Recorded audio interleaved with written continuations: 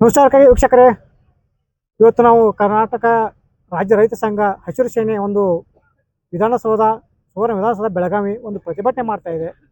ರೈತರು ಪ್ರತಿಯೊಂದು ವಿಷಯಕ್ಕೊಬ್ಬರೇ ಪ್ರತಿಭಟನೆ. ರೈತರಿಗೆ ಬೆಂಬಲ ಬೆಲೆ ಆಗಿರ್ಬೋದು, ರೈತರ ಕಷ್ಟಗಳದು ಯಾವ ಸರ್ಕಾರ ಕೂಡ ಸ್ಪಂದನೆ ಮಾಡೋದಿಲ್ಲ. ಒಂದು ಕೂಗು, ಒಂದು ಸಮಸ್ಯೆ ಯಾರೂ ಆಲಿಸ್ತಾ ಇಲ್ಲ. ಆ ನಿಟ್ಟಿನಲ್ಲಿ ರಾಜ್ಯಾಧ್ಯಕ್ಷರಿದ್ದಾರೆ, ಗುಡಿ ಚಂದ್ರಶೇಖರ್ ಇದ್ದಾರೆ. ಈ ವಿಷಯದಲ್ಲಿ ಸರ್, ಈಗ ಒಂದಷ್ಟು ರೈತ ಸಂಘಟನೆಗಳಾಗಿರ್ಬೋದು, ನಾವು ಹೋರಾಟ ಮಾಡ್ತಾ ಮಾನ್ಯ ಕಬ್ಬಿನ ಬೆಳೆಗಾಗಿ ಹೋರಾಟ ಆಗಿದೆ ಸರ್. ರೈತರು ಬರೀ ಹೋರಾಟ ಕಟ್ಟ ಸೀಮಿತವ ಈ ನಿಟ್ಟಿನಲ್ಲಿ ಸರ್ ರಾಜ್ಯ ಸರ್ಕಾರ ಏನು ಮಾಡಬೇಕು? ರಾಜ್ಯ ಸರ್ಕಾರ ನಿಮ್ಮ ಬಗ್ಗೆ ಯಾಕೆ ವಿಚಾರ ಮಾಡ್ತಾ ಇಲ್ಲ? ಇಲ್ಲಿ ರೈತರು ಅಂದರೆ ಸಮಗ್ರವಾಗಿ ಹಳ್ಳಿಯಲ್ಲಿ ವಾಸ ಮಾಡುವ, ಮಣ್ಣನ್ನು ನಂಬಿ ಬದುಕುವ ಎಲ್ಲರೂ ಕೂಡ ರೈತ ಕುಟುಂಬದಿಂದ ಬಂದವರು. ಈ ಸಮಸ್ಯೆಯನ್ನು ಒಟ್ಟಾಗಿ ತಗೋಬೇಕು ಸರ್ಕಾರ, ಸಮಸ್ಯೆಗೆ ಪರಿಹಾರ ಹುಡುಕಿ ಬಗೆಹರಿಸ್ಬೇಕು. ಆದರೆ ಸರ್ಕಾರಗಳು ಆ ದಿಕ್ಕಲ್ಲಿ ಯೋಚನೆ ಮಾಡ್ತಾ ಇಲ್ಲ.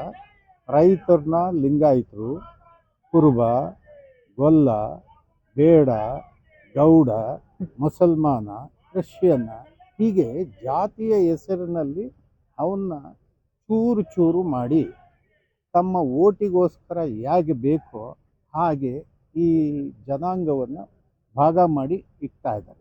ಪ್ರತಿ ಹಳ್ಳಿಯಲ್ಲೂ Congress party, BJP party, JDS party ಹೀಗೆ ಪಾರ್ಟಿಗಳನ್ನಾಗಿ ಭಾಗ ಮಾಡಿಬಿಟ್ಟಿದ್ದಾರೆ. ಹಾಗಾಗಿ ಸಮಗ್ರವಾದಂಥ ಒಂದು ಶಕ್ತಿ ಆಗಲಿಕ್ಕೆ ರಾಜಕೀಯ ಪಕ್ಷಗಳು ಬಹಳ ದೊಡ್ಡ ಅಪಾಯಕಾರಿ ಆಗಿದೆ. ಆಯ್ತು ಸರ್, ಈ ಒಂದು ತಾವು ಹೇಳಿದ್ರಿ ಅಪಾಯಕಾರಿ ಅಂತ ಒಂದು ರಾಷ್ಟ್ರೀಯ ಪಕ್ಷಗಳು ಈ ಮುಮ್ಮೂರಂತ ಒಂದು ಪಂಚಾಯತ್ ಎಲೆಕ್ಷನ್ ಬರ್ತಾ ಇದೆ ಸರ್, ಸದ್ಯದಲ್ಲಿದೆ.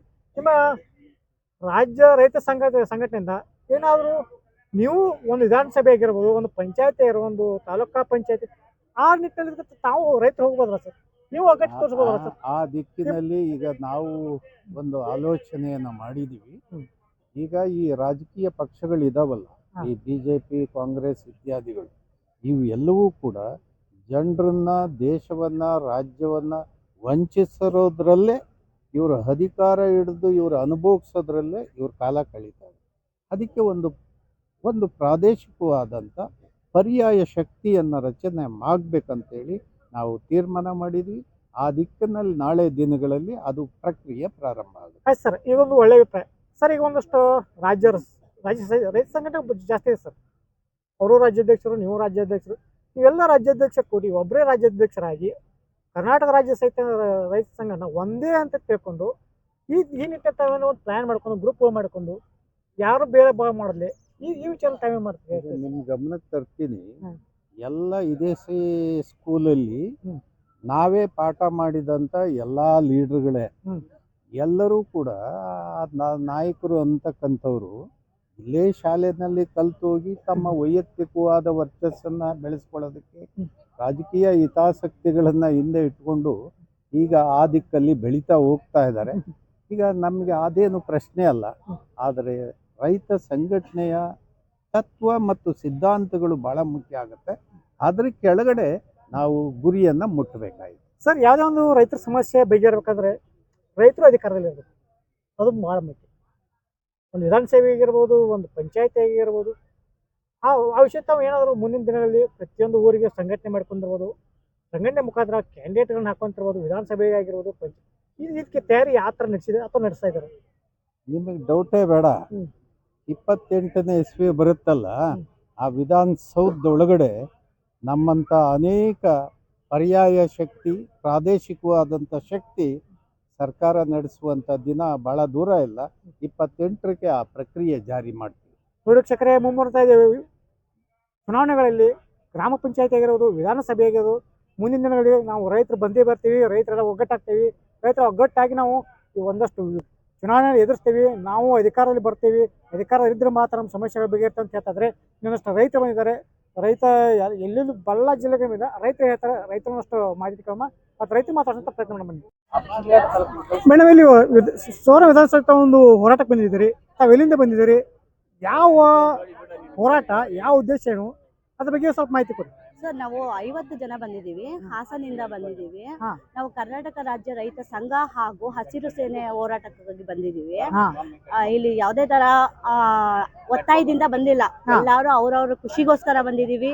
ಅವ್ರವ್ರ ಇಚ್ಛೆಯಿಂದಾನೇ ನಾವು ಬಂದಿದ್ದೀವಿ. ಅಲ್ಲ, ಈಗ ತಾವು ಒಂದು ಬೆಲೆ ಆಗಿರೋದು, ಕಬ್ಬಿನ ಬೆಲೆ ಆಗಿರೋ ಒಂದು ಬೆಂಬಲ ಬೆಲೆ, ತಾವೊಂದು ಏನೋ ರೈತರ ರೈತರಿಗೆ ಸಮಸ್ಯೆ ಎಲ್ಲೂನು ಒಳ್ಳೆ ಇದು ಬೆಲೆನೂ ಇಲ್ಲ.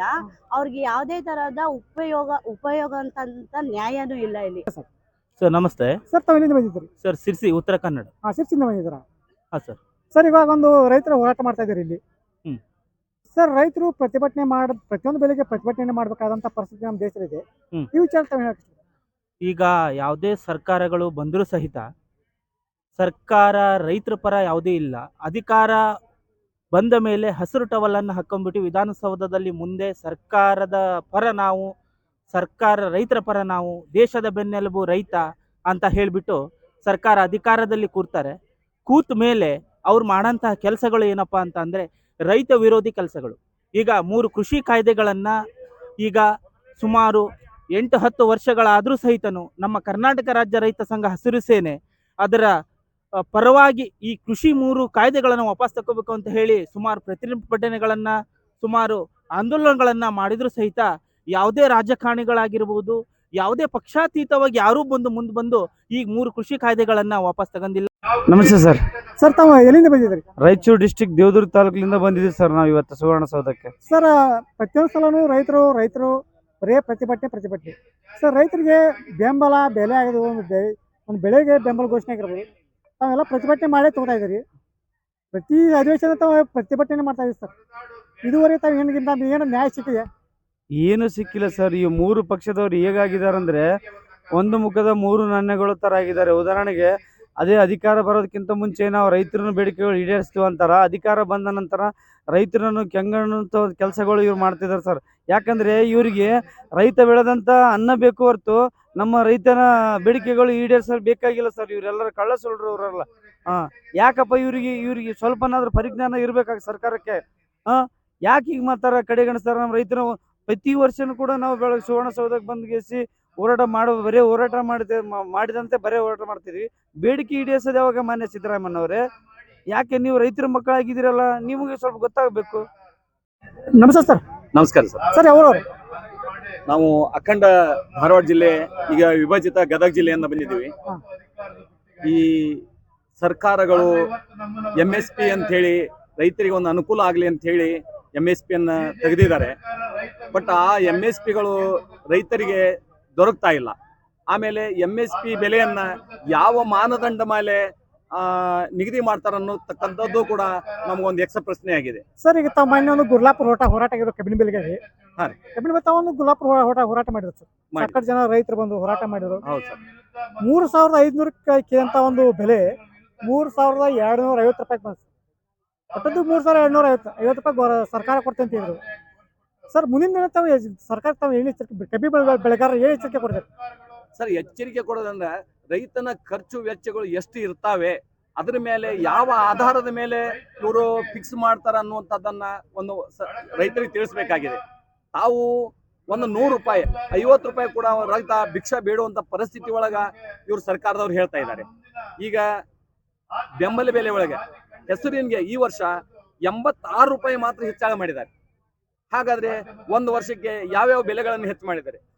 ಗೊಬ್ಬರ ಆಯಿತು, ಕ್ರಿಮಿನಾಶಕ ಆಯಿತು, ರೈತರ ಕೂಲಿ ವೆಚ್ಚ ಆಯಿತು, ಆಮೇಲೆ ಇವತ್ತು ನಾವು ವಾಹನಗಳನ್ನು ತಗೋಬೇಕಾದ್ರೆ ಅದರ ವೆಚ್ಚ, ರೈತರ ಕಟಾವು ಮಾಡ್ಬೇಕಾದ್ರೆ ಹಾರ್ವೆಸ್ಟರ್ ವೆಚ್ಚ, ಇವೆಲ್ಲ ಕೂಡ ದ್ವಿಗುಣ ಆಗಿದಾವ. ಆ ಕಾರಣಕ್ಕೆ ಇವತ್ತು 86 ರೂಪಾಯಿ ಒಂದು ಬೆಂಬಲ ಬೆಲೆ ಹೆಸರಿನೊಳಗೆ ಹೆಚ್ಚು ಮಾಡಿದಾರ. ಆಮೇಲೆ ಭತ್ತಕ್ಕೆ 69 ರೂಪಾಯಿ ಹೆಚ್ಚು ಮಾಡಿದಾರ. ಈ ರೀತಿ ರೂಪಾಯಿ ಒಳಗೆ ಹೆಚ್ಚು ಮಾಡೋದ್ರಿಂದ ರೈತನ ಆದಾಯ ಬಹಳ ಶೋಚನೀಯ ಆಗುತ್ತದೆ. ಹಿಂಗಾಗಿ ರೈತ ಸಂಕಷ್ಟಕ್ಕೆ ಸಿಲುಕೊಂಡು ಏನಾಗ್ತಾ ಇದೆ ಅಂದ್ರೆ ಆತ್ಮಹತ್ಯೆ ಕಡೆ ಹೋಗ್ತಾ ಇದ್ದಾನೆ. ಸರ್ಕಾರಗಳು ಹೇಳ್ತವೆ ನಾವು ರೈತರ ಪರವಾಗಿದ್ದೀವಿ, ನಾವು ರೈತರನ್ನ ಇದನ್ನ ಮಾಡ್ತೀವಿ ಅಂತ ಹೇಳೋದಕ್ಕೋಸ್ಕರ ಆಗಿದೆ. ಬಟ್ ಯಾವ ಸರ್ಕಾರಗಳು ರೈತರ ಪರವಾಗಿ ಇಲ್ಲ ಅಂತ ನಾನು ಇವತ್ತ ಈ ಮುಖಾಂತರ ನಾನು ಅವ್ರ ಮನವರಿಕೆ ಮಾಡ್ತೀನಿ. ಅದಕ್ಕೆ ಮುಂದಿನ ದಿನಮಾನದಲ್ಲಿ ಕೂಡ ನಾವು ರೈತರು ಸಾಲಗಾರರ ಆಗ ಕಾರಣಗಳು ಸರ್ಕಾರವೇ ಹೊರತು ರೈತ ಅಲ್ಲ. ರೈತ ಇವತ್ತ ಮಳೆ ಅಂತ ಇಲ್ಲ, ಚಳಿ ಅಂತ ಇಲ್ಲ. ಹೀಗಾಗಿ ನಾವು ಈ ಮಾಧ್ಯಮದ ಮುಖಾಂತರ ಸರ್ಕಾರಕ್ಕೆ ಒಂದು ಎಚ್ಚರಿಕೆಯನ್ನು ಕೊಡ್ತಾ ಇದ್ದೀವಿ. ನಮಸ್ತೆ ಸರ್. ನಮಸ್ತೆ ಸರ್. ಸರ್ ಎಲ್ಲಿ ಬಂದಿದ್ದೀರಿ? ನಾವು ಕೊಪ್ಪಳ ಜಿಲ್ಲೆ ಕನಕಗಿರಿ ತಾಲೂಕಿನಿಂದ ಬಂದೀವಿ ಸರ್. ಸರ್ ತಾವು ನೀವು ರೈತ ಹೋರಾಟ ಮಾಡ್ತಾ ಇದ್ದೀರಾ ಸರ್, ತಮ್ಮ ಬೆಂಬಲ ಬೆಲೆ ಏನು, ತಾವು ಸರ್ಕಾರಕ್ಕೆ ಏನು ಹೇಳ್ತಾರೆ ಸರ್, ಯಾವ ಥರ ಹೆಸರು ಕೊಡ್ತಾರೆ ಸರ್?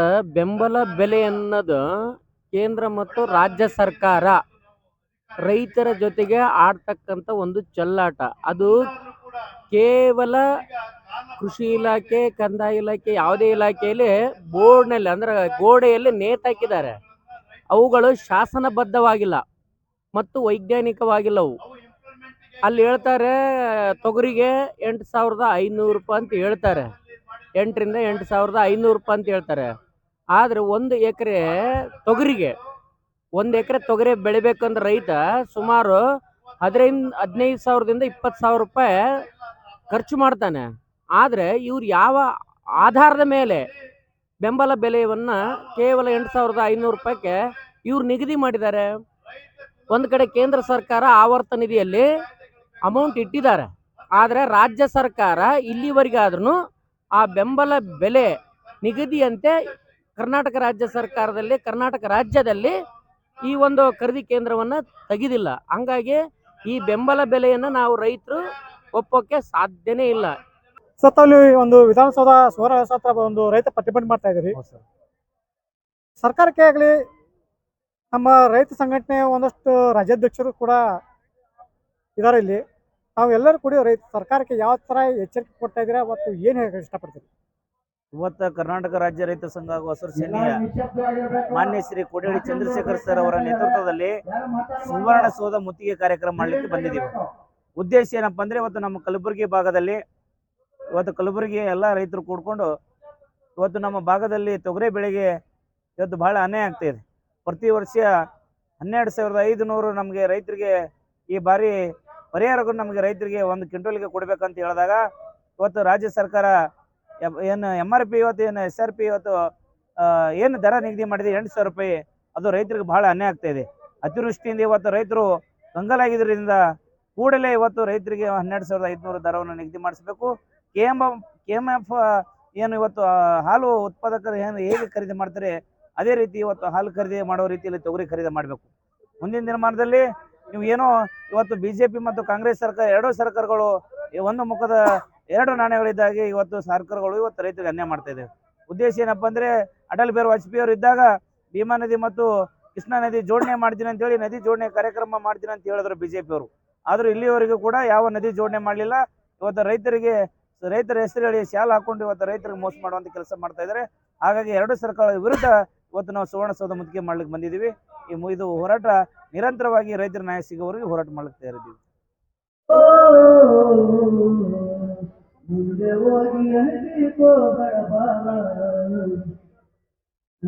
ಕೆಲಸ ಮಾಡಲಿಲ್ಲ ಅದರ ಬೇಡುತ್ತಾರೋ ತುಲ್ಲ, ಕೆಲಸ ಮಾಡಲಿಲ್ಲ ಅದರ ಬೇಡುತ್ತಾರೋ ತುಲ್ಲ, ಅಂತವ್ರು ನಾಳೆ ಬರೋದಿಲ್ಲ, ಎಂದು ಕಡಿಮೆ ಹಂಗಿಲ್ಲ, ಇಳಿಗೆ ಬರೋದಿಲ್ಲ. ಮಾಯ ಬೆಳೆದು ರೈತಗ ಮಾಡಲ ಮೋಸ. ಓ